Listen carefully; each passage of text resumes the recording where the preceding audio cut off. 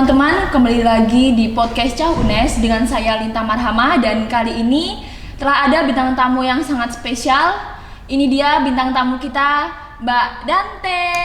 Halo. Nah, ini perkenalan dulu aja ya langsung. Yeah. Kenalin, nama aku Ramadanti, tapi biasa dipanggilnya Dante gitu. Nama akrabnya Dante gitu. Nah, aku adalah salah satu lulusan dari pendidikan luar sekolah Universitas Negeri Semarang. Saat ini kesibukannya masih apply ke beberapa NGO yang ada di Indonesia gitu, tapi belum ada pengumuman sih. Terus selain itu juga fokus sama komunitas Omah Pasinaon, TBM sih, itu TBM yang dirintis sekitar dari 2018 gitu. Oh ya, jadi tuh sebenarnya nih saya itu juga kenal sama Mbak Dante itu dari beberapa informasi yang ada di Instagram ya. Kalau Mbak Dante itu belum lulus kuliah tapi sudah memiliki sebuah komunitas. Oh benar ya Mbak? Yeah. Itu kok Mbak seberani itu gitu mendirikan? Bukankah itu semua kita butuh dana, kita butuh ini itu gitu? Gimana sih Mbak motivasi atau niat awalnya itu apa? Sebenarnya bukan kalau dibilang terlalu berani itu juga berlebihan. Sebenarnya nekat sih. Model nekat sih. Karena dulu sih awalnya tuh gara-gara mata kuliah. Waktu itu ada project mata kuliah pembangunan masyarakat. Nah, di situ emang diharuskan kita membuat satu project pemberdayaan masyarakat kayak gitu. Nah, terus kan pastinya ada identifikasi dulu ya, mau bikin apa kayak gitu. Nah, kebetulan itu di sekitar rumahku itu rata-rata mayoritas penduduknya itu tuh pekerja pabrik. Jadi kayak anak-anak mereka tuh kayak kurang pengawasan kayak gitu loh. Nah, kalau orang tua kan mesti kerja di pabrik kan dari pagi sampai sore kayak gitu. Nah, anak-anaknya itu cuman mainnya tuh nggak terarah gitu ya. Kayak cuman dikasih uang saku buat sekolah udah selesai gitu. Padahal kan anak-anak juga butuh pendampingan, gitu. Pengawasan ya. Udah dari tahun berapa ya Mbak berdirinya? Itu sekitar akhir 2018, sekitar bulan September. 2018 saja saya baru masuk kan. Baru masuk. Ya. Ya itu udah mau menuju semester akhir sih itu. Terus akhirnya bikin itu, niatnya cuman karena project aja itu, project kuliah. Nggak taunya bleber kemana-mana ya. Pengennya udahlah yang penting proyeknya selesai udah. Tapi ternyata respon dari masyarakatnya positif. Dari adik-adiknya juga kayak, "Kak, ayo main lagi kayak gitu loh." Jadi kayak kitanya juga semangat loh. Aku tuh niatnya cuma satu kali gitu. Kenapa berkali-kali? Malah ketagihan ya. Padahal ya itu sih. Padahal aku basicnya tuh nggak suka sama anak-anak. Nah, ini nih yang spesial nih, nggak suka sama anak-anak. Kenapa masih aja betah kayak gitu loh? Makanya aku tadi bilang nekat. Awalnya dari nekat. Jadi sebenarnya aku tuh kayak nggak terlalu tertarik gitu sama anak-anak, kayak apa sih ribet kayak berisik gitu loh. Awalnya kayak gitu. Sih, kadang anak-anak juga kalau habis main nggak diberesin itu juga bikin kok kayak gini. Namanya anak-anak ya mau dimarahin juga gimana gitu. Nanti dikiranya kita ya. Nah, dari situ karena jadi kayak semakin aku menghindari anak-anak, tapi selalu kayak dipertemukan ke anak-anak lagi. Kayak contohnya ikut volunteer, ketemunya eventnya anak-anak lagi. Terus nanti pas kegiatan ketemunya anak-anak lagi. Padahal aku tuh gak suka anak-anak gitu loh. Jadi Mbak Dante itu sebelum mendirikan Kompas itu juga mengikuti beberapa kegiatan? Iya, kayak contohnya ya kayak volunteer gitu, tapi masih lokal gitu sih. Dan malah sekarang membuka diri sebagai volunteer ya? Iya gitu. Sebenarnya kegiatan apa aja sih Mbak yang ada di komunitas sampai? Namanya komunitas apa? Komunitas Omah Pasinaon. Komunitas Omah Pasinaon. Bisa kita cek dulu mungkin di IG-nya? Iya, ada. Ada ya? Ada. Komunitas Omah Pasinaon gitu. Ya Mbak, sambil ngobrol ya. Kegiatannya tadi apa aja? Kegiatannya sebenarnya awalnya kan dari project itu cuman kayak calistung aja gitu, ngajarin anak-anak supaya waktu mereka tuh nggak cuman buat main yang nggak terarah gitu, yang penting ada pendampingan kayak gitu. Jadi di situ memang kami niatnya tuh kayak mengarahkan gitu, mendampingi mereka ya, walaupun mereka tuh banyak sekali yang udah kecanduan gadget kayak gitu kan, sedangkan orang tuanya mereka fokus bekerja kayak gitu. Jadi kayak komunitas Omah Pasinaon ini saat ini lebih fokus sama mengajarkan keterampilan ke anak-anak gitu. Jadi kan namanya literasi kan luas banget ya. Iya, benar-benar. Jadi ada literasi digital, ada literasi budaya. Jadi nggak cuman sebatas calistung aja kayak gitu. Jadi ya kita saat ini lebih mengarahkan anak-anak supaya mempunyai soft skill ataupun hard skillnya itu yang kita asah di situ. Kayak gitu. Bener-bener.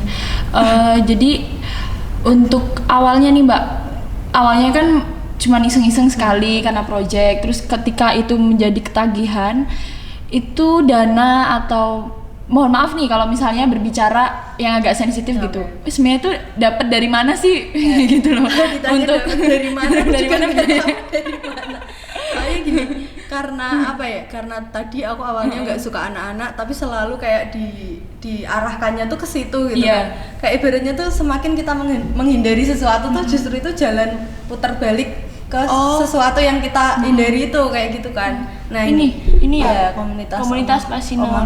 Nah untuk teman-teman juga bisa follow IG-nya komunitas Omah Pasinaon.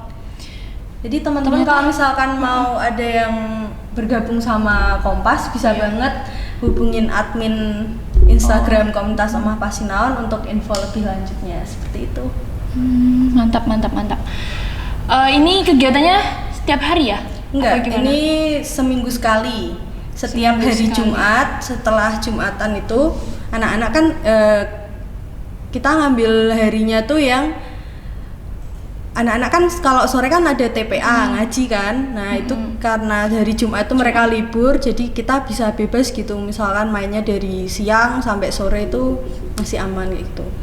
Oh, ini yang hari Jumat ya? Oh, ada puzzle. Iya, kalau yang ini tuh kegiatan di Magelang. Jadi itu tuh gimana ya? Kompas kan kalau kita tahu Kompas itu kan penunjuk arah ya. Sebenarnya ada filosofinya sih kenapa namanya Kompas gitu. Nah, harapannya itu Kompas tuh bisa menunjukkan arah untuk banyak orang kayak gitu. Nah, pengennya dulu tuh pernah nyeletuk gitu kan sama anggota. Pokoknya kita Kompas harus bisa kayak punya cabang banyak gitu loh di daerah-daerah lain. Itu cuman kayak guyonan aja. Nah, ternyata awal tahun ini tuh terkabul. Oh, terrealisasikan ya. Karena jadi gimana tuh, buka cabang apa gimana? No, enggak. Niatnya kan aku emang hobi jalan-jalan. Nah, aku waktu itu pengen ngopi ke Magelang. Ada satu kedai kopi gitu. Aku pengen ke sana, niatnya cuma mau ngopi aja gitu. Nah, pas sampai sana ketemu sama pemuda desa, ketemu sama ketua Karang Tarunanya. Nah, itu tuh malah justru dari pemilik kedainya itu mempertemukan dengan tokoh-tokoh masyarakat di situ. Nah, aku kaget dong loh. Ini kenapa rame banget? Terus kasusnya sama kayak yang awal ya, coba-coba malah jadi ketagihan. Iya, kayak dari nggak sengaja gitu loh. Nah, terus dari situ mereka tahu kalau aku punya komunitas ini. Terus mungkin lihat di Instagram gitu ya. Terus mereka menawarkan karena itu desanya lagi dirintis untuk desa wisata. Terus kayak mereka pengen diajarin gitu bagaimana merintis untuk pemberdayaan untuk anak-anaknya di situ kayak gitu. Jadi ini yang foto tadi itu kayak masih langkah awal gitulah ketemu sama anak-anaknya. Jadi nanti setelah mereka sudah bisa dilepas, baru kita lepas, baru yang ambil alih nanti pemuda desanya sana gitu. Itu kan juga dari nggak sengaja juga gitu loh. Sebenarnya itu di anggota Kompas, benar kan Mbak? Kompas. Nah, Kompas itu ada berapa sih pengajarnya, tenaga pendidiknya, pengelolanya? Pengurus ya, lebih ke pengurusnya itu awalnya kan dari mata kuliah pembangunan masyarakat itu ada lima orang, terus kita rekrut dari adik tingkat yang PLS juga itu ada 2 orang. Awalnya ada 4 orang tapi yang 2 terus keluar karena ada kepentingan lain, jadi sekarang ber-7. Ya walaupun dengan kepentingannya masing-masing kayak gitu. Sering jadi rujukan ya Mbak tempat Kompas ini. Misalnya nih, kayak tadi tuh saya lihat ada yang pakai almet Undip apa mana? Itu Undip ya, Undip. Sering ada untuk rujukan. Polines juga. Jadi tuh kayak kita sebenarnya kegiatannya tuh nggak cuman dari pengurusnya ngasihin materi atau apa kayak gitu, tapi kami juga terbuka untuk siapapun gitu, untuk lembaga manapun, untuk instansi manapun, kalau mau berbagi sama adik-adiknya, mau belajar bareng sama adik-adik, bisa banget. Dipersilahkan. Gitu. Jadi dari saya juga bisa dong. Bisa dong, nggak misalkan nih Mbak Lintang misalkan punya keterampilan bikin apa ya, bikin kayak aksesoris atau origami apa aja deh Mbak. Origami aja deh, kok nggak nyusun puzzle. Ini itu anak-anak lebih jago kayaknya. Oh jadi aku kalah dong. Apa aku yang jadi siswanya? Ya bisa. Itu misalkan mau ngajarin kayak gitu bisa banget. Jadi kayak main sama adik-adik, dan justru adik-adik itu lebih antusias kalau ada kakak-kakaknya dari luar gitu loh. Kadang ditanyain, loh kakaknya yang kemarin kok nggak ada, padahal kan proyeknya cuma 1 kali kayak gitu. Sebenarnya skin ini udah lumayan besar, karena kan tiap tahunnya tuh ada gitu kan Mbak. Kan ada komunitas yang sempat mandek di tahun-tahun pertengahan, tapi kan kalau ini kan enggak, masih berjalan. Nah ini sebenarnya tuh atas bantuan atau bermitra dengan mana aja sih? Oke, kalau sebenarnya juga ini karena pandemi ya, ini juga masih sementara masih off kegiatannya, soalnya kan rata-rata kerja sama dari luar. Nah itu menurut saya tuh kayak beresiko sekali kalau bersinggungan sama anak-anak kayak gitu. Jadi kayak ya udah, kita itu aja dulu, kita stop dulu aja kegiatannya. Ya semoga ini lekas membaik ya keadaannya, nanti biar bisa mulai kegiatan lagi sama anak-anak kayak gitu. Nah kalau untuk kayak dana, tadi tanya soal dana juga ya, itu sebenarnya tuh kayak apa ya, kalau ditanya dari mana itu juga kayak ibaratnya bahasa Jawanya tuh delalah selalu ada gitu loh. Ada aja delalah jalannya. ya. Kayak gitu loh. Ibaratnya aku belum punya pekerjaan yang tetap, tapi setiap ada mau kegiatan sama anak-anak ya ada aja gitu. Entah dari manapun, kayak ya mungkin itu memang rezekinya anak-anak kayak gitu. Kayak misalkan dari Bank Mandiri itu kemarin kayak kegiatan sosial, bakti sosial kayak gitu ya. Mereka nggak cuman sekedar belajar bareng, tapi juga mereka memberikan paket alat tulis sama paket sembako. Jadi tuh ya itu selain anak-anaknya dapat, tapi juga masyarakat di sekitar tuh juga dapat kayak gitu loh, dapat manfaatnya kayak gitu. Nah kalau ditanya uangnya dari mana, awalnya dari swadaya, dari pengurusnya, kayak uang kas gitu, iuran swadaya gitu. Tapi ya semakin kesini ya selalu ada aja gitu jalan. Nggak tahu uangnya, ya namanya rezeki ya, kita nggak tahu kan, nggak bisa diperkirakan. Yang penting niat kita menolong, kebetulan ada ya.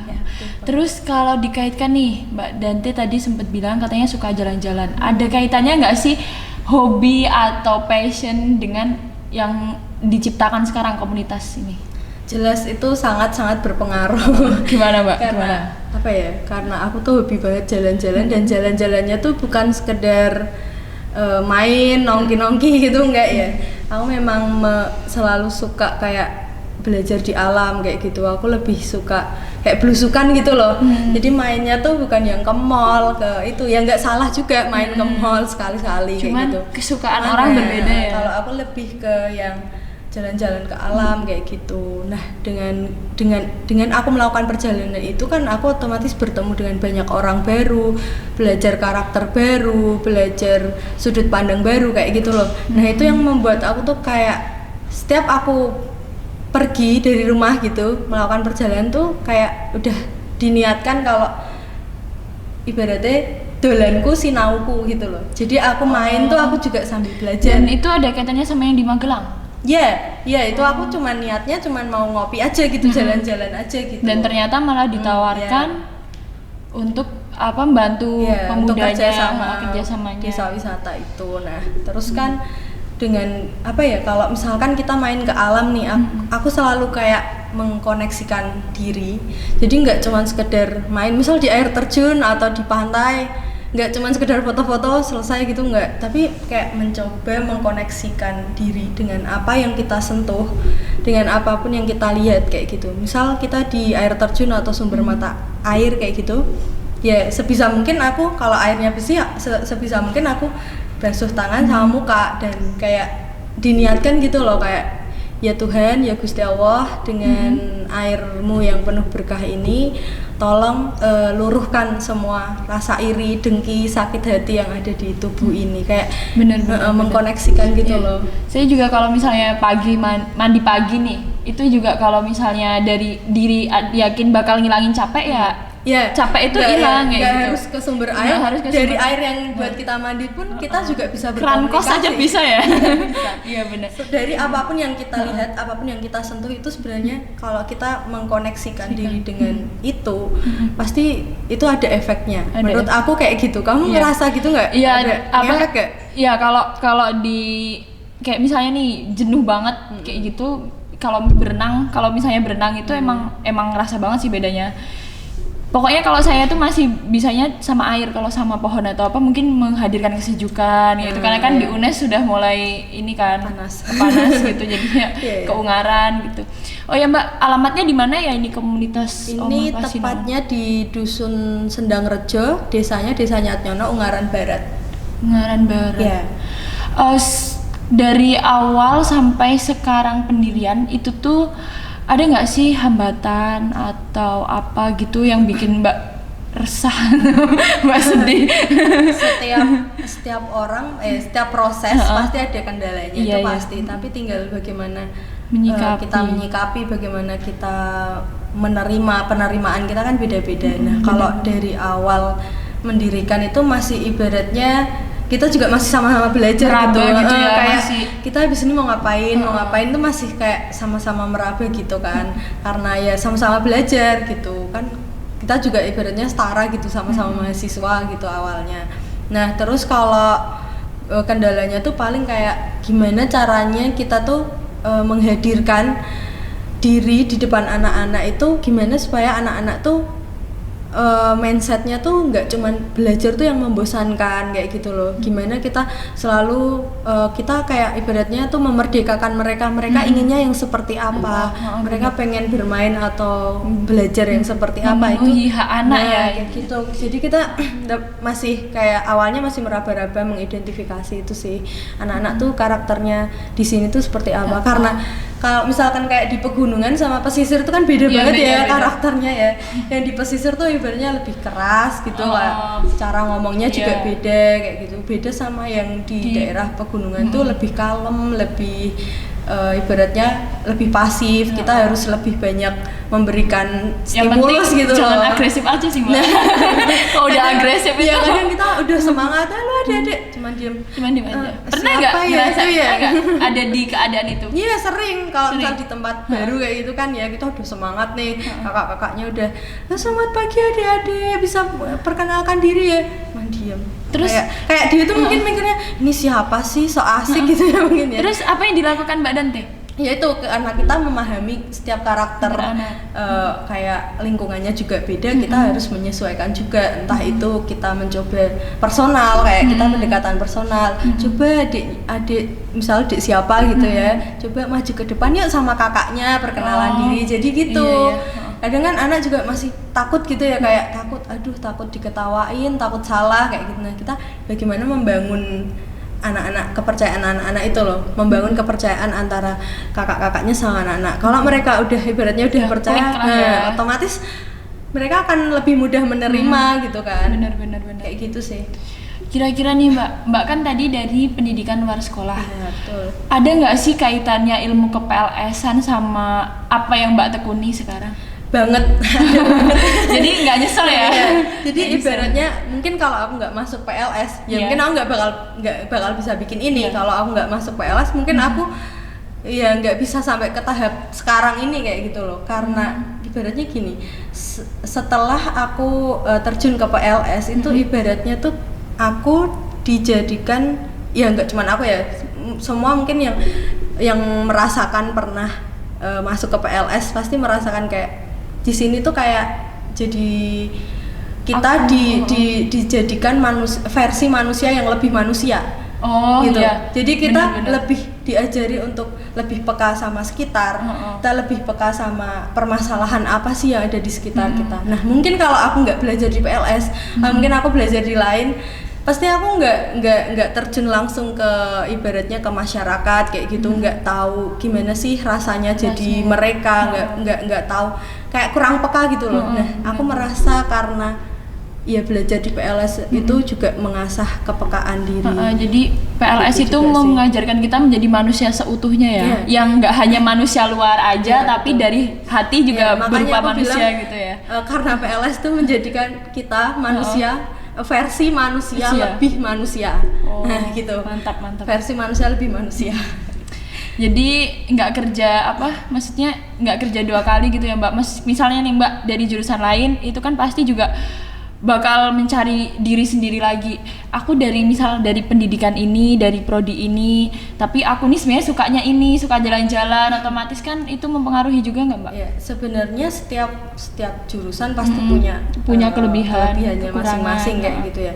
Ya mungkin kebetulan aku juga dengan aku yang nggak betah di rumah, hobinya jalan-jalan, belusuan, kok ndelalah klop sama apa yang dipelajari di kuliah kayak gitu kan otomatis jadi kayak lebih mengerucut, lebih kayak yang awalnya aku bingung mau ngapain jadi kayak lebih terarah aja ya, semakin mengerucut gitu sih, jadi lebih tahu aku tuh passionku tuh di sini kayak gitu.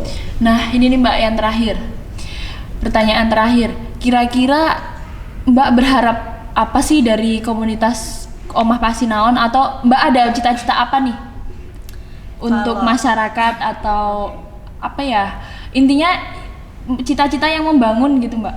Oke, kalau mengharapkan itu sepertinya kayak gimana ya, tapi nggak munafik ya, semua manusia kadang merasa aku udah berjuang loh, aku udah melakukan ini loh, tapi kok aku nggak dapet apa-apa, itu manusiawi banget.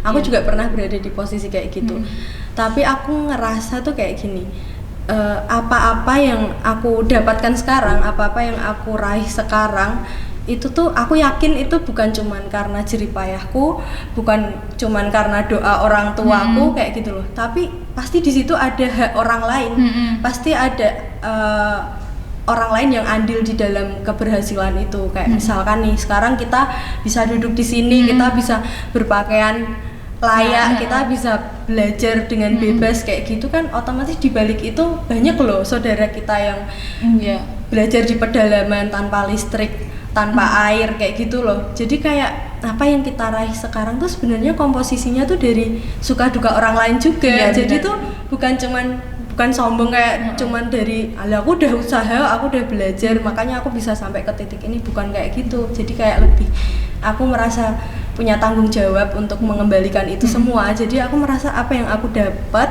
ini pasti tuh juga dari orang lain juga. Jadi gimana caranya mendaur ulang itu loh, mendaur ulang dan kita bisa bermanfaat untuk orang itu. Nah, memberikan manfaat walaupun dalam bentuk yang lain gitu kan, rezeki nggak cuman dari uang aja gitu. Kita benar. Apa yang kita punya ilmu, oke kasih ilmu. Kita punya uang, oke alhamdulillah kita bisa bantu uang. Kalau enggak ya seenggaknya doa gitu kan. Itu kan kayak apa ya? Itu nanti kalau kita mendaur ulang itu terus ibaratnya ya itu bakal baliknya ke kita juga. Entah itu menjelma rasa bahagia, rasa nyaman kayak gitu kan, juga macem-macem balik ke kitanya tuh nggak cuman serupa apa yang kita kasih kayak gitu sih. Iya, saya tuh ngobrol sama Mbak Dante itu sebenarnya mau ngobrol masalah komunitas Omah Pasinaon, tapi ternyata saya juga belajar tentang kehidupan dan itu membuat saya memiliki energi baru. Karena itu nyambung ya. Si tokoh inspirasi yang memicu Mbak Dante untuk semangat dan nggak hanya memberikan materi berupa pelajaran, tapi energi baru dalam kehidupan. Kalau ditanya tokoh spesifiknya siapa, itu sebenarnya nggak ada sih. Aku lebih tokoh inspirasi buat saya saat ini selama saya melakukan perjalanan itu petani. Entah petani apapun, entah petani sayur, entah petani buah yang saya temui di lapangan.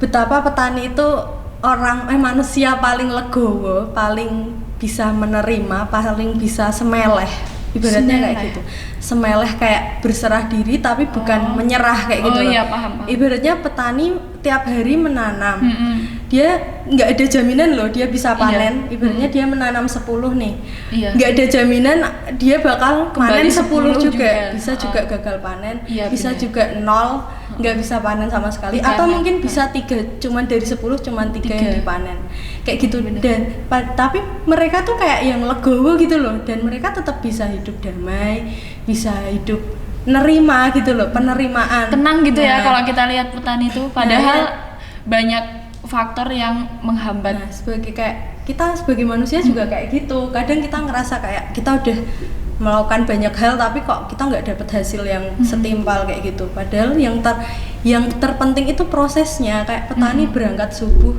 pulang maghrib, setiap hari nggak ada jaminan dia bakal menerima berapa rupiah. Tapi dia bisa selegowo itu, bisa semeleh. Bahkan kalau kita datang ke desa-desa, pulang nggak mungkin kita cuman tangan kosong. Mesti apapun yang mereka punya pasti dibawain. Iya. Mbak, maaf cuman punya ini. Padahal itu padahal pisang satu yang tundun gitu ya, sayur banyak ya. satu kardus itu memang manusia yang paling legowo menurut aku, dan itu sangat-sangat menginspirasi aku selama aku melakukan perjalanan tuh manusia yang paling hebat. Itu Saya sih jadi bawa merinding ya, Mbak, inspirasi. dengar Mbak Dante. Aduh, ternyata memaknai kehidupan begitu dalam dan saya Lebih dekat sih, apa yang kita lihat tuh sebenarnya semua membawa pesan kayak gitu. melalui simbol, nggak harus melalui Ya, bahasa betul. ya. Ya, jadi yang terakhir nih, paling terakhir, closing statement untuk teman-teman semua Cah UNES. Closing statement. Oke. Jadi buat apa ya, kita nggak menggurui karena kita sama-sama belajar ya. Jadi kayak jangan hanya berlari untuk mengejar hasil, tetapi enjoy the process. Apapun prosesnya kita lalui, kita terima. Apapun yang perasaan yang menghampiri kita hari ini, kita terima supaya kita tuh lebih lapang memaknai apapun yang hadir ke diri kita hari ini, seperti itu. Jadi intinya jangan hanya berlari mengejar hasil, tapi nikmatin prosesnya, seperti itu. Ya, begitulah perjalanan Mbak Dante untuk membangun sebuah komunitas dengan memaknai simbol-simbol dalam kehidupan. Benar ya, Mbak? Ya. Terima kasih Mbak Dante telah hadir di podcast Cah UNES. Semoga cerita Mbak Dante itu menginspirasi dan komunitas yang didirikan sama Mbak Dante itu membawa manfaat yang besar. Ya, amin. Oh iya, buat teman-teman jangan lupa ya follow Instagramnya komunitas Omah Pasinaon. Buat teman-teman yang mau bergabung sama kami, bisa banget hubungin admin komunitas Omah Pasinaon untuk informasi selanjutnya. Terima kasih. Ya, terima kasih kembali Mbak Dante dan sampai jumpa di podcast Cah UNES.